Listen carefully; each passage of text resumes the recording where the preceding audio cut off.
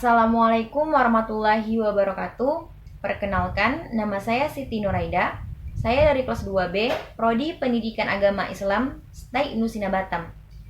Di sini saya akan menjelaskan tentang pembentukan akhlak dan faktor-faktor mempengaruhi pembentukan akhlak. Yang pertama, pengertian akhlak. Kata akhlak berasal dari bahasa Arab, yaitu khuluq yang jamaknya akhlak. Menurut bahasa, akhlak artinya perangai, tabiat, dan agama. Secara sempit, pengertian akhlak dapat diartikan dengan kumpulan kaidah untuk menempuh jalan yang baik untuk memperoleh akhlak yang baik. Berikut akhlak menurut pendapat ahli. Yang pertama, menurut Ibnu Maskawai, keadaan jiwa seseorang yang mendorongnya untuk melakukan perbuatan-perbuatan tanpa melalui pertimbangan pikiran terlebih dahulu. Keadaan ini terbagi dua. Ada yang berasal dari tabiat aslinya, ada pula yang diperoleh dari kebiasaan yang berulang-ulang. Menurut pendapat yang kedua, Imam Al-Ghazali dalam Ihya Ulumuddin menyatakan, akhlak adalah daya kekuatan atau sifat yang tertanam dalam jiwa yang mendorong perbuatan yang spontan, tanpa memerlukan pertimbangan pikiran. Pendapat ahli yang ketiga, Muhyiddin Ibnu Arabi. Keadaan jiwa seseorang yang mendorong manusia untuk berbuat tanpa melalui pertimbangan dan pilihan terlebih dahulu.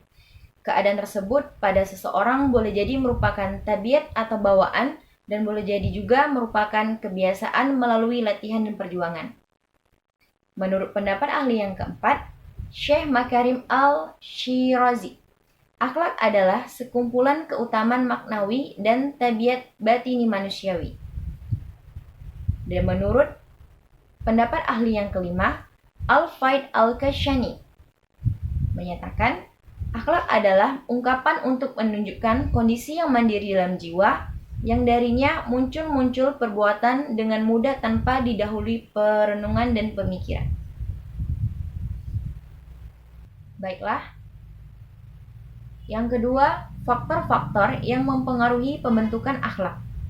Menurut Haji Ahmad Mustafa, bahwa faktor-faktor yang mempengaruhi pembentukan akhlak ada 6, yaitu insting, pola dasar bawaan, lingkungan, kebiasaan, kehendak, dan pikiran. Yang pertama, insting. Pengertian insting ialah sifat jiwa yang pertama yang membentuk akhlak, akan tetapi suatu sifat yang masih primitif, yang tidak dapat lengah dan dibiarkan begitu saja, bahkan wajib dididik dan diasuh. Cara mendidik dan mengasuh insting kadang-kadang ditolak dan kadang-kadang juga diterima. Keahlian ini akan dapat apabila seseorang dapat memelihara keinginannya yang baik dan mengetahui cara bagaimana memberi semangat dan memberi petunjuk yang seharusnya dikerjakan dan apa yang seharusnya ditinggalkan, sehingga matanglah insting-instingnya. Macam-macam insting. Poin pertama yaitu insting menjaga diri sendiri. Poin yang kedua, insting menjaga lawan jenis. Dan poin yang ketiga, insting merasa takut. Selanjutnya, pola dasar bawaan. Pada awal perkembangan kejiwaan primitif, bahwa ada pendapat yang mengatakan kelahiran manusia itu sama, dan yang membedakan adalah faktor pendidikan. Tetapi pendapat baru mengatakan tidak ada dua orang yang keluar di dalam kewujudan sama dalam tubuh akal dari akhlaknya. Ada teori yang mengemukakan masalah turunan, yaitu poin pertama, turunan atau pembawaan sifat-sifat manusia. Dan yang kedua, sifat-sifat bangsa. Baiklah, selanjutnya lingkungan. Lingkungan ialah suatu yang melingkungi tubuh yang hidup. Lingkungan ada dua macam, yaitu poin A, lingkungan alam.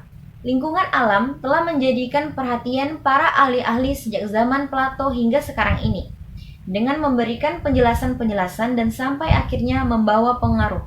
Ibnu Khaldun telah menulis dalam kitab pendahuluannya, maka tubuh yang hidup, tumbuhnya, bahkan hidupnya tergantung pada keadaan lingkungan yang ia hidup di dalamnya. Kalau lingkungan tidak cocok kepada tubuh, maka tubuh tersebut akan lemah dan mati. Poin yang B, lingkungan pergaulan. Manusia dalam masa kemundurannya lebih banyak terpengaruh dalam lingkungan alam. Apabila ia telah dapat mendapat sedikit kemajuan lingkungan, pergaulanlah yang banyak menguasainya, sehingga ia dapat mengubah lingkungan atau menguasainya atau menyesuaikan diri kepadanya. Selanjutnya, kebiasaan. Kebiasaan adalah pemahaman singkat bahwa kebiasaan adalah perbuatan yang diulang-ulang terus-menerus sehingga mudah dikerjakan bagi seseorang.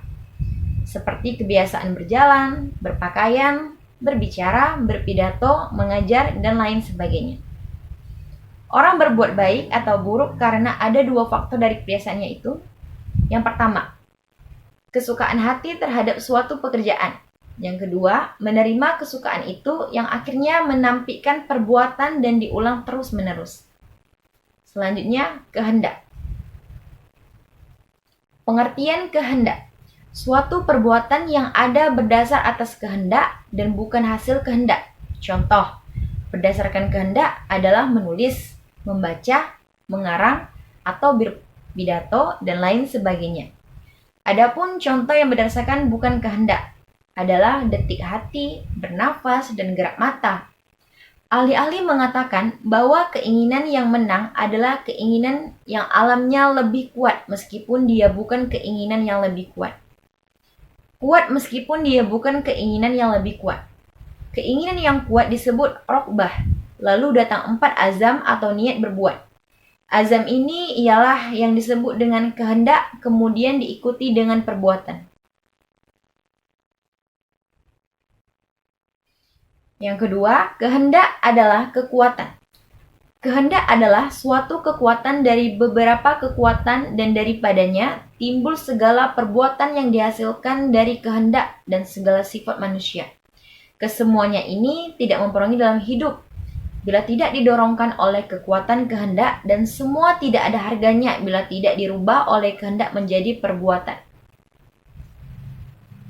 Ada dua macam perbuatan atas kehendak yaitu kadang menjadi pendorong dan kadang menjadi penolak, yaitu kadang mendorong kekuatan manusia supaya berbuat seperti mendorong membaca, mengarang, berpidato. Terkadang mencegah perbuatan tersebut seperti melarang, berkata, atau berbuat. Yang ketiga, obat kehendak. Bagaimana juga kehendak juga dapat sakit. Ada beberapa cara mengobatinya, yaitu poin A, bila kehendak itu lemah, dapat diperkuat dengan latihan. Seperti tubuh dapat diperkuat dengan gerak badan dan akal dengan penyelidikan yang ada di dalamnya.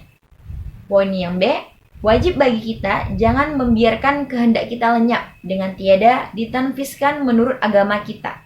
Karena yang demikian itu akan melemahkan kehendak.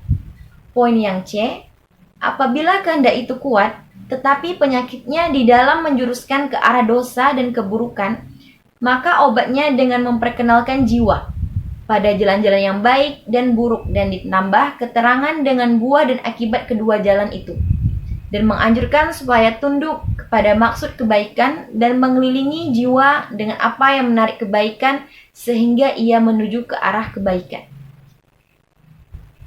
Yang keempat, kebebasan berkehendak.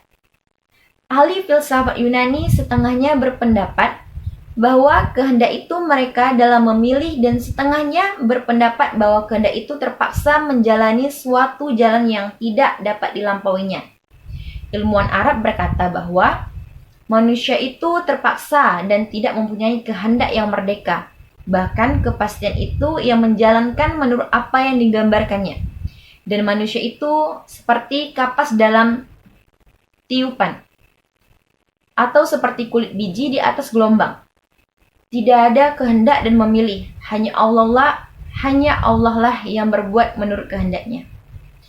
Kedua faktor ini mengendalikan kehendak yang menggambarkan baginya jalan untuk berbuat sehingga dapat menebak apa yang akan dilakukan oleh manusia yang membentuk akhlak.